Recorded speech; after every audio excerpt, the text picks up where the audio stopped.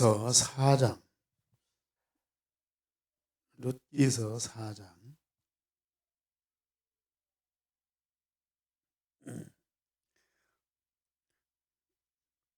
406쪽에 룻기서 4장 7절에서 22절까지.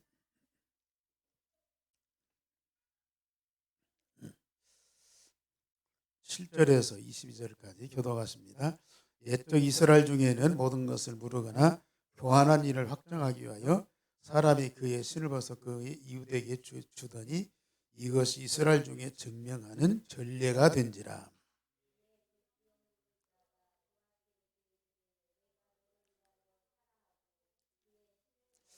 보아스가 장로들과 모든 백성이 이르되 내가 엘리멜렉과 기론과 말론에게 있던 모든 것을 나오미의 손에서 산 일에 너희가 오늘 증인이 되었고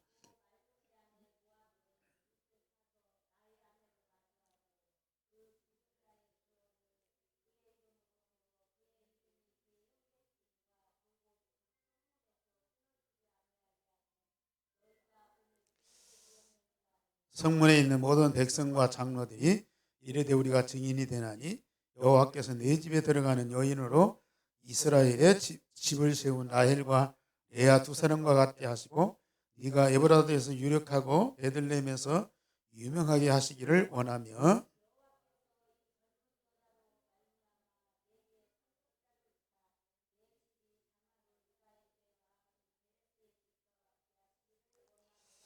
이에 보아스가 룻을 맞이하여 아내로 삼고 그에게 들어갔더니 여호와께서 그에게 임신하게 하심으로 그가 아들을 낳은지라.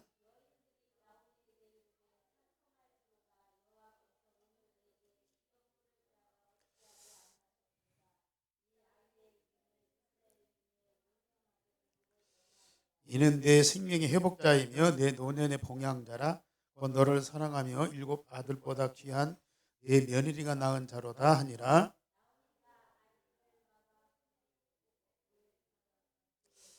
그의 여인들이 그에게 이름을 지어주되 나옴에게 아들이 태어났다 하며 그 이름을 오벳이라 하였는데 그는 다윗의 아버지인 이새의 아버지였더라.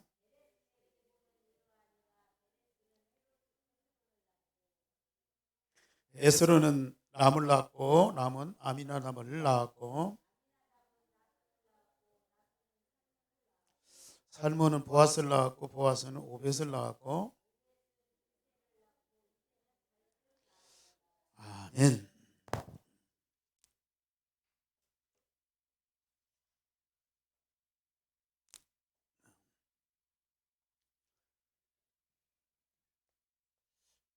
여호와의 기업을 누릴 자.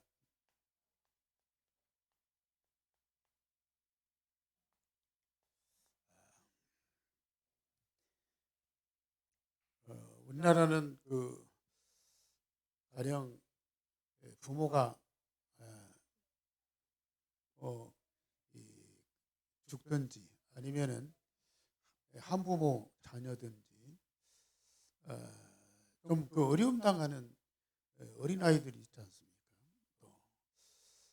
또 어른이라도 자력으로 살아갈 수 없는 그런 사람들이 있어요. 그런 사람들을 국가에서도 도와주고 이웃들도 사회단체에서 기부금을 모아가지고 집도 사주고 가구도 장만해주고 때로는 직장도 알선해주고 참 좋은 일을 많이 합니다.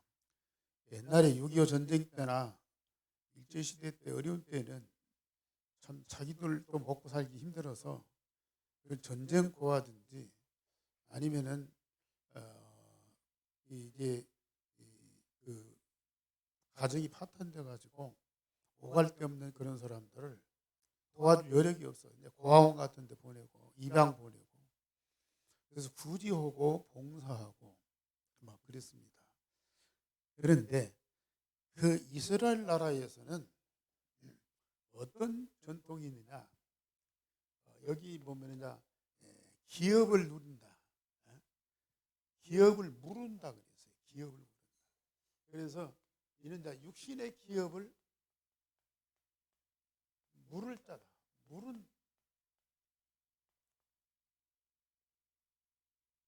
물은다 그랬어요. 이스라엘에는 그런 전통이 있어요. 근데 이제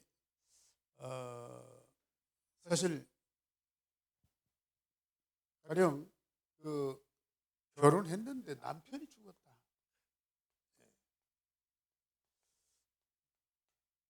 또 형제들이 다 죽었어요. 남편만 아니라 형제들 오늘 지금 이 기련 말론 다 죽었잖아요. 이 남편 시아버지도 죽고 큰아들도 죽고 둘째 아들도 죽고 다 죽었어요. 이런 상황에 그러면 남은 그 여인들 어떻게 하냐고요. 지금은 뭐 우리나라 같은 경우는 뭐 남편 없고 뭐 자식들 없어도 직장 생활하면서 뭐 열심히 일하고 돈 벌어서 자기들 그 살림을 해 나가지만은 옛날에는 아까 말씀드렸듯이 그런 여건이 안 돼요. 누가 옆에서 안 도와주면 살 수가 없는 거예요. 그런데 남편이 죽었든지 또 남편만이 아니고 형제들이 다 죽었다. 가령 오늘 저 본문에도 나오지만은 그 유다의 아들들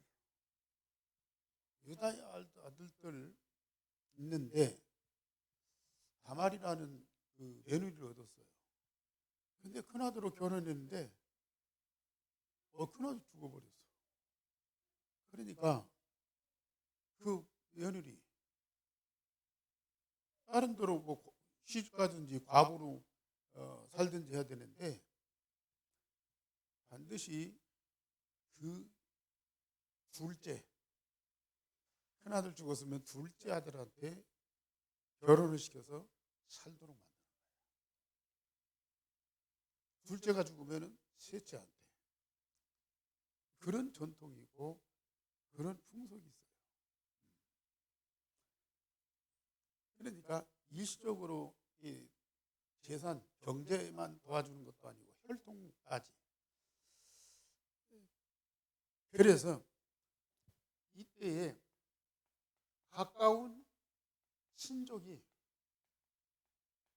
큰아들이 죽었으면 둘째가 책임져야 돼요.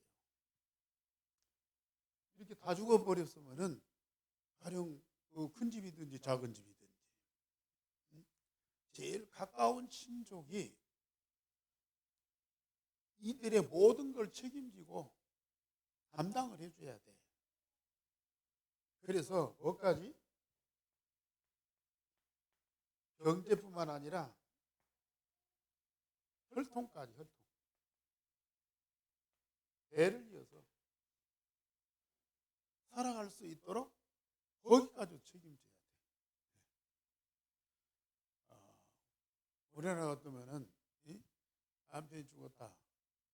그러면 과부를 집안에 두는 것이 부끄럽고 힘드니까 다른 데 시집 가, 알아서 가, 네 편한 대로 해. 근데 이 나라는 반드시 가장 가까운 친족이, 형제나 친족이 그 경제를 책임지고 혈통을 책임져야 돼. 이런 전통이 이들이 있었다. 지금 아까 말씀드렸듯이 모압 땅에 가서 엘리멜렉이 죽고 큰아들 죽고 둘째 아들 죽고 그러니까 그 시어머니 며느리 시어머니 나오미가 있고 또 룻이 있고 또 하나는 누구죠? 과부. 그 며느리 누구죠? 오르바 있고 이 세 여인들이 있단 말이에요. 이 세 여인들을 누가 책임져요? 모압 땅에서는 없어. 친족이 없어. 그러니까 가나안 땅으로 이주를 온 거예요. 물론 그것 때문에 간 건 아니지만 가나안 땅으로 이주해서 여기에서 이제 사실은 육신적으로 가장 가까운 친족이 이들의 경제, 이들의 혈통을 책임져야 된다. 그런데 이 룻기서에서는 유신적이고 혈통적인 이걸 책임지는 것이 아니고 뭐예요? 영적인 기업을 무르도록, 영적인 기업을 무르도록 무릴 자를 누가요? 하나님이 준비하셨어요. 그래서 사실은 이 가나안 땅에 나오미의 친족 중에 가장 가까운 친족이 있어요. 여기 지금 이삭 죽다가 보아스 만나고 보아스와 어떤 이 관계가 맺어지잖아요. 보아스와 관계가 맺어져서 이제 어떤 면에서 보면 사랑하고 결혼까지 이루어지는데 그 이전에 먼저 기업 물을 자가 있어. 엘리멜렉 친족 중에 더 가까운, 보아스보다 더 가까운 친족이 있어. 그런데 이 육신의 기업 물을 자가 포기를 하는 거야. 나는 힘들다. 또 경제 이거 책임질 수 없다. 그래가지고 네가 포기를 하는 거야. 그러니까 그걸 누가 책임지는 거예요? 그 다음에 기업 물을 자가 누구냐? 보아스예요. 그런데 이 보아스는 언약의 사람이라.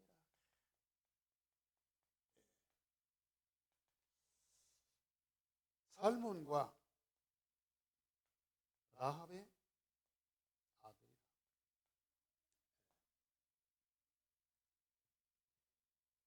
이 언약의 사람, 언약의 대를 이은 사람이라고 해요.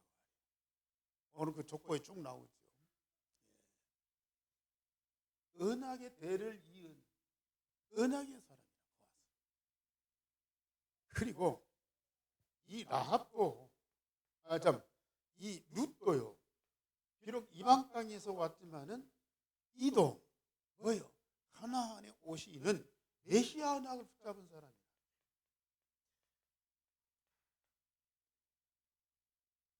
그래서 이 언약의 사람, 이 보아스가 가장 가까운 친족이 기업을 포기하니까 증인 앞에서 공식적으로 확답을 하는 거예요. 당신 포기하겠냐? 나 그렇다. 그러니까 장로들 또 족장들 다 모아다 놓고 공개적으로 내가 이 나오미의 가정에 기업을 내가 모르겠다. 내가 책임지겠다. 그 증인들 앞에서 약속을 하고 이 가정을 책임지는데 룻을 아내로 맞이하는 거예요. 그래서 언약의 사람과 이 언약의 사람이 만나서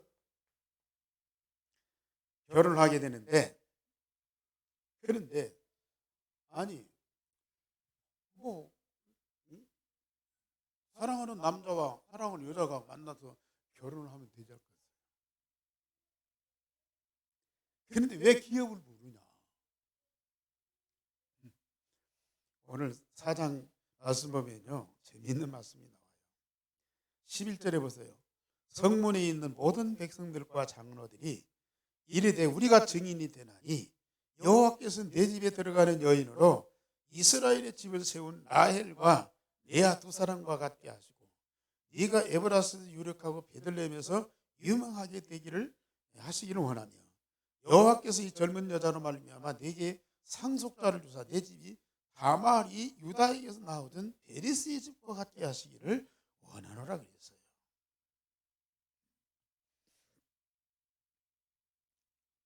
여기 보면은 야곱의 그 두 부인 있잖아요. 외삼촌 집에 가서 7년 동안 일을 하고 큰 딸을 둘째 딸을 주기로 했는데,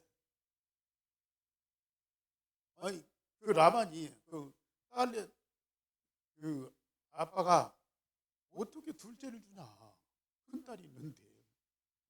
그래가지고 야곱 몰래 큰 딸을 줘버렸어. 그러니까 야곱이 이건 약속 위반이다. 그러니까 라반이 그러면 7년을 더 일해라. 그래가지고 둘째 딸, 이 둘째 딸 라헬을 위해서 7년 동안 더 일하고, 그래서 그 라헬을 또 아내로 또 맞이하잖아요. 아내가 있는데 또 아내, 그것도 형제가 아니야, 자매가 아니야. 이게 이제 기업 무른다고 하는 거예요.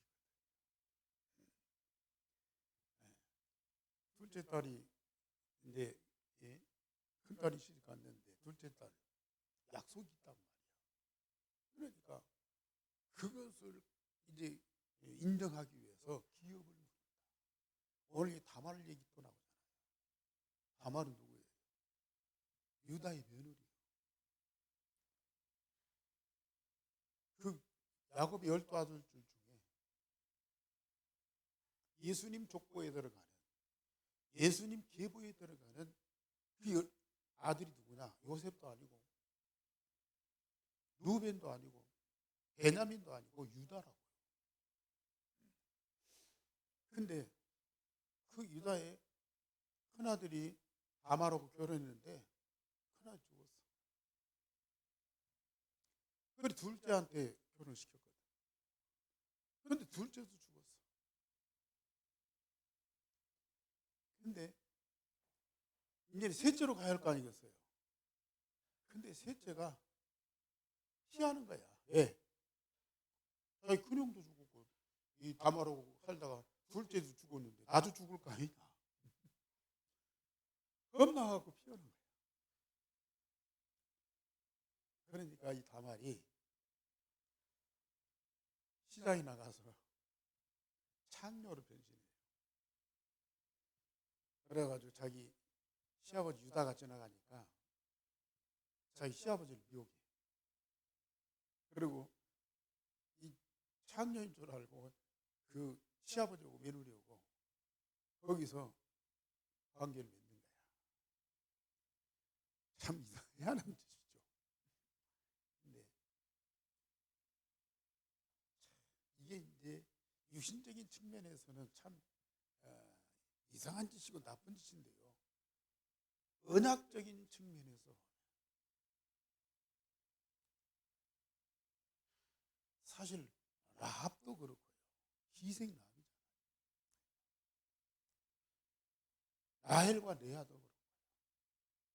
다말도 그렇고요. 가나안에 오시는 메시아에 대한 언약이 확실한 거야. 그런데 다른 사람들은 희미해.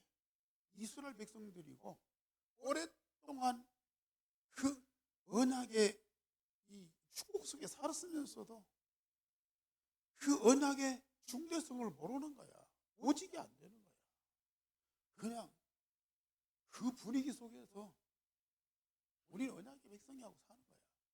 그 언약의 중대성, 절대성을 모르는 거야. 그런데 이 다말이라고 하는 여인은 그걸 알아. 시아버지를 미혹해서 자기의 기업을 무르도록 하려고, 그게 유신적인 혈통이나 경제 이거 아니고요.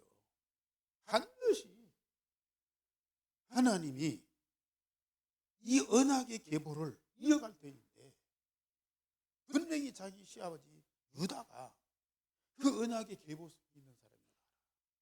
그런데 큰아들로 결혼해서 큰아들이 살아서 이 다말과 이 관계해서 아들을 낳았다면 그 아들이 그 계보를 이어갈 거 아닙니까? 근데 큰아들이 아들도 안 낳고 죽어버렸단 말이야. 그 계보가 끊어져 버린 거예요. 그러니까 다말이 둘째, 셋째 계속 하려고 그랬는데 셋째가요. 그걸 피하고 거부하는 거예요. 그러니까 직접 시아버지 미혹해가지고 시아버지와 관계해서 거기서 낳은 아들이 누구예요? 베레스예요. 오늘 성경에 나오잖아요. 베레스는 18절에 베레스의 계보는 이러하니라. 베레스가 누구예요? 이 다말의 아들이야.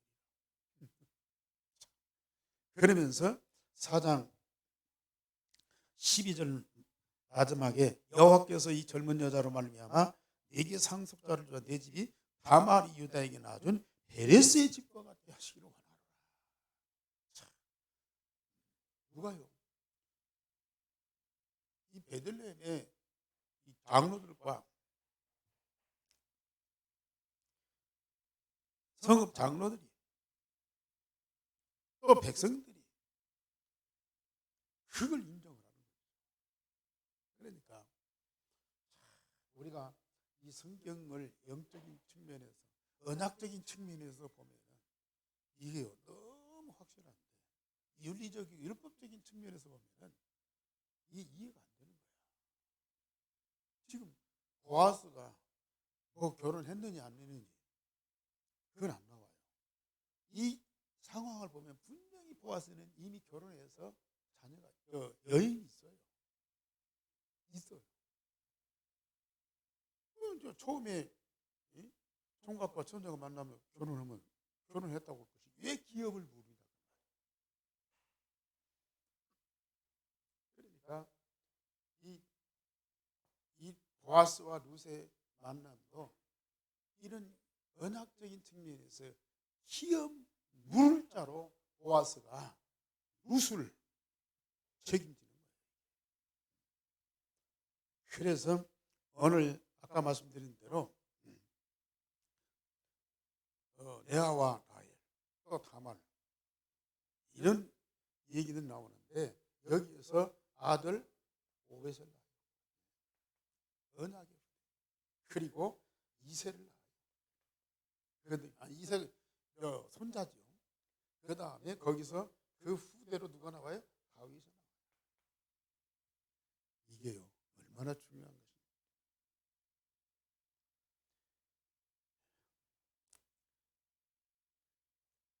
영적인 기업 물자가 저와 여러분들이 진짜 이 속에 들어가죠. 이 속에 들어가죠. 구약에 오실 메시아 언약 붙잡은 자들이 대를 이어서 그 혈통을 이어가는데 오늘 신약에는요 이미 그리스도가 오셨잖아요. 이제 나중에 말씀드리겠지만은 우리는 그 그리스도의 혈통을 가진 십자가 보혈을 가진 십자가에서 흘리신 그 보혈을 가진 하나님의 자녀라. 어마어마한 일들입니다. 그래서 여기에 누가요? 시어머니 나오미와 여인들이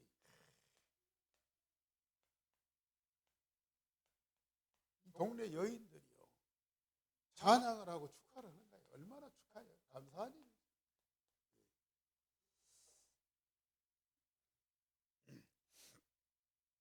자, 나오미는 기업 부를 자들이 다 죽었잖아요. 자기 남편 또 두 아들들 이 기업 부를 자가 다 죽었어요. 그래서 이 나오미는 베들레헴 돌아와 가지고 동네 사람들 만나니까 동네 사람들이 뭐래요? 아니 모압으로 갔던 나오미가 돌아왔다고 막 환영을 하고 막 그래요. 그때 나오미가 뭐라고 그래요? 나를 나오미라고 하지 말아라. 말하라고 해라. 슬픕니다. 나는 슬픈 자다. 슬픈 여인이다. 말하라. 그런데 지금 여기에 기업 모를 자가 보아스가 나타나서 이 룻과 결혼하고 거기에서 누가 나와요? 오벳이 딱 나온다. 그러니까 이 나오미가 얼마나 기뻐하고 또 기업 물을 짜 오벳이 나오고 그러니까 이 나오미와 그 주변에 있는 여인들이 그렇게도 축하하면서 기뻐하면서 즐거워하는 거야. 그러면서 그 여인들이 나오미 보고 뭐라고 하는 거니? 생명이 회복되었다. 생명. 그 집안의 죽음이더니 이제는 이 생명이 태어나서 하나님의 기업을 물을 자가 나왔다. 생명을 회복했다. 그러면서 네 노년에 공양자가 나왔다.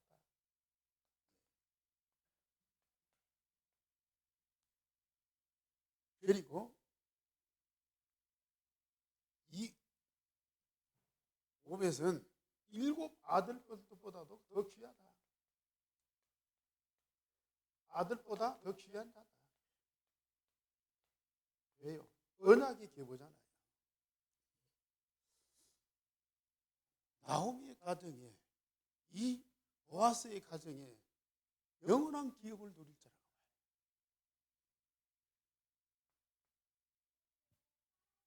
그러면서 이 나오미는 이 오벳의 양육자다. 얼마나 축복받았어요. 그러니까 이 룻 한 사람으로 인해서 보아스가 이 언약 붙잡고 룻이 언약 붙잡고 딱 만나서 거기에서 언약의 사람 오벳이 나오니까요. 그 주변의 사람들이 크게 기뻐하고 즐거워하고 감사하는 거예요. 이게 이 한 사람이 너무너무 중요해요. 기업 물을 자, 하나님의 기업을 물을 자가 나타났다고 말이에요. 이게 이제 우리는 뭐예요?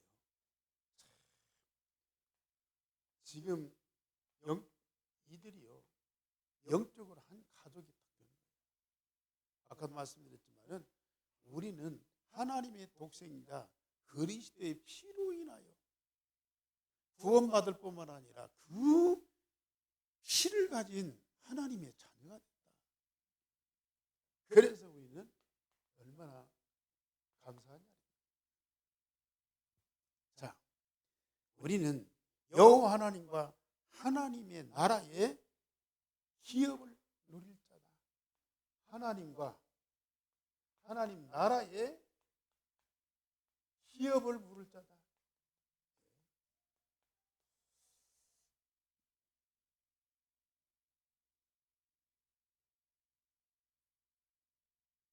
그 언약의 중보자가 되시는 독생자 그리스도의 생명을 가진 하나님의 자녀다.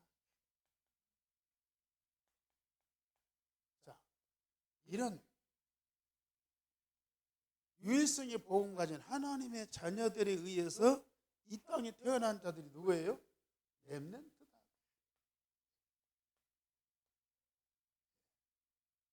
우리는 지금 이 언약의 계보 속에 다 있는 거예요. 지금 우리 다락방에서 가족 삼기 운동을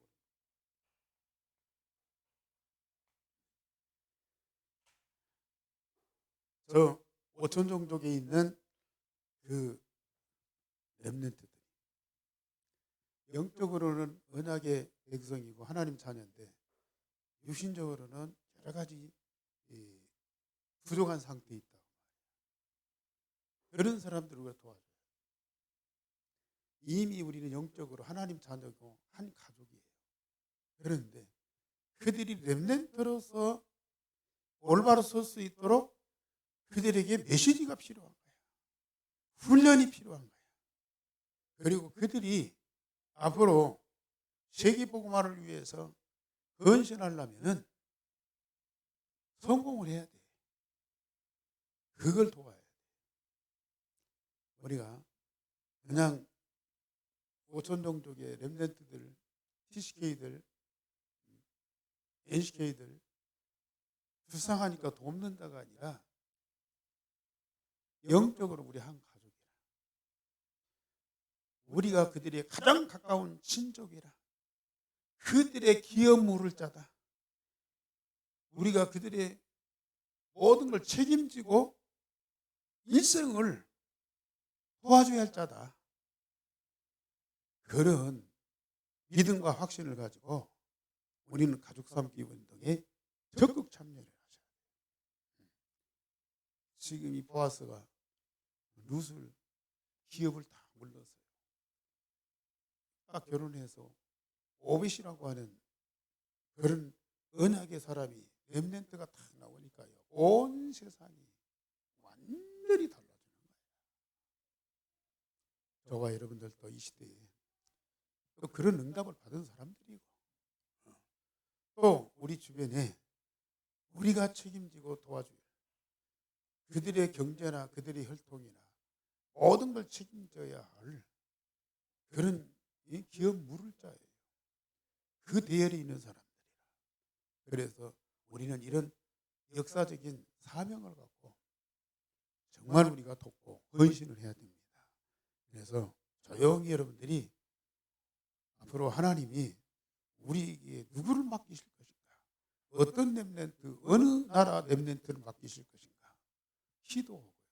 우리가 크게 안 도와줘도요, 많은 돈을 안 들여도요, 그들을 능히 세울 수가 있어요. 마음만 먹으면, 기도만 되면 얼마든지 그들을 도와줄 수 있어요. 그 안에 언약이 있다고요. 그리스도의 생명이 피가 흐르고 있어요.